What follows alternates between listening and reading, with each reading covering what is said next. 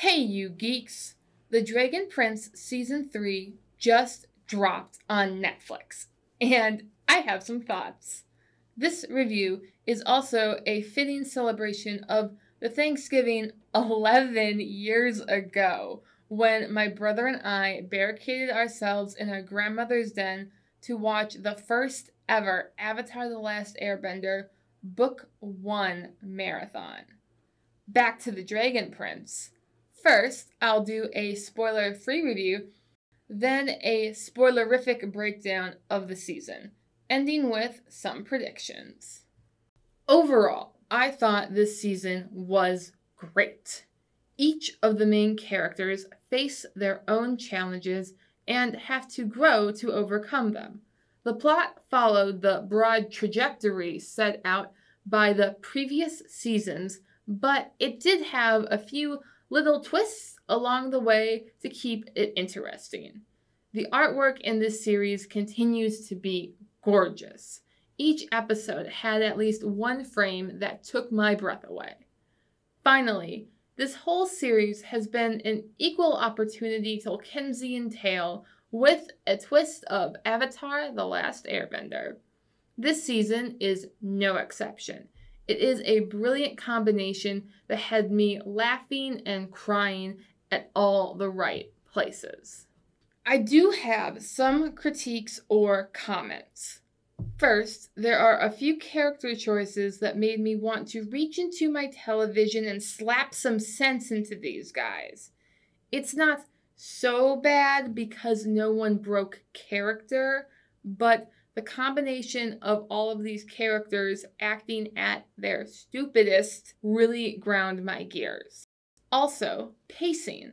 Without going into too much details, it seems that earlier seasons were critiqued for underwhelming climaxes. So, this season said, we can fix that, and accelerated from 30 to 130 in just a few episodes. All right, boys, strap yourselves in. It could be a bumpy ride. In sum, this season brings the show to new heights, and I don't know how they can top it. But I believe they can. Now, on to spoilers. This section will cover the characters, world building, and plot. Characters. This series has a great ensemble cast that grows exponentially this season. To keep this video manageable, I'm going to stick to the 5 main children here, and then cover our dastardly villains in the plot section. Callum. After learning airbending, learning the Sky Arcanum last season, Callum's growth shifts from an inward journey to outward, particularly in his relationship with Rayla. I liked seeing him discover the magical world, Rayla's home, and finally his love for her. It's not really explained how his love is essential to unlocking the next level of sky magic, but the power of love's magical abilities are so well established that I'm not complaining. He does have some great character moments this season. First, trying to talk to Rayla about her feelings instead of trying to fix her problems shows such great maturity. Also, I laughed when the Sky Mage started to tell him how he can't do magic, and Callum's like, my apologies, but a human cannot... Rayla. Since she'd fallen for Callum last season, this season was about her facing her past and failures. It's an interesting sort of hubris that elves have, where if an elf fails to accomplish a goal, everyone at home assumes that the elf, if not dead, has abandoned the mission. Like their entire culture is incapable of considering that an elf could try and fail. No wonder why Rayla is terrified of failing. This season pins her against all the consequences of her past, yet Rayla overcomes them and finds a good man along the way. Those are so hard to find. Ezrin. Sorry, King Ezrin. Ex-King Ezrin?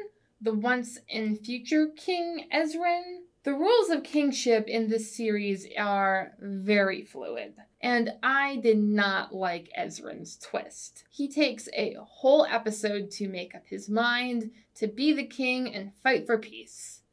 Then the next episode, he folds. Boy, that escalated quickly. Now, boy kings of history generally have never ended well, so it's not surprising that Ezrin messed up. But Lady Bland Design over here, after holding Varen off for 2 seasons, failed in setting up a regency, letting Ezrin be imprisoned. Kings generally don't get to choose whether or not they get a regent, rather it is appointed by their counselors. So this season was all set up to be a court intrigue where the cunning villains use manipulation to take control of the regency. Instead, we got baffling incompetence. Seriously, how did they not notice 4 armies marching on their capital? Besides that, Ezrin, as an individual, was as charming as ever. Sauron wins the biggest change award. Even at the end of last season, when he started composing poems, I did not think he would ever break from his family, let alone mastermind and escape. He even was willing to kill his father by the end of this season. What is most surprising is how mature he is about it. He recognizes his father's evil and even apologizes to Callum for bullying him. It was fun watching Sauron grow up. Claudia. Claudia has firmly chosen to side with her father. I like how the show has carefully corrupted her unyielding curiosity and desire for family into villainy. This season didn't so much focus on her actions, but her inactions spoke volume. I was disappointed that her biggest act, reviving her dead father, was done off-screen. Her character holds so much potential that even Aravos is particularly keen to keeping her on his side. I had hoped by the end of this season that in place of a Dark Lord, you would have a queen! Not dark, but beautiful and terrible as the dawn! All shall love me and despair! But alas, she brought the Witch King back. World building. This world really, really needs a map. Sure, we have the continental outline, but that alone does not explain why the heroes need to cross a desert and the other armies don't to reach the Dragon Mountain.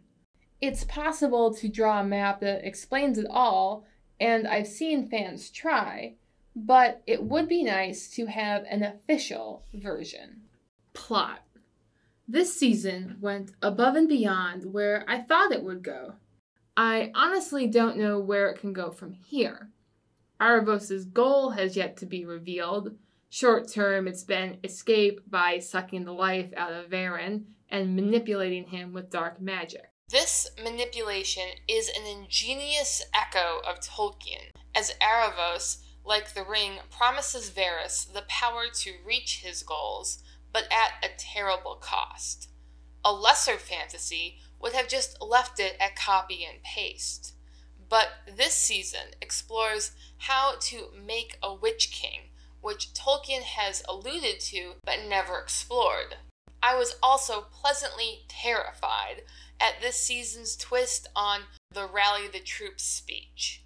Instead of rallying them, the leader kills them, and this is what makes them powerful.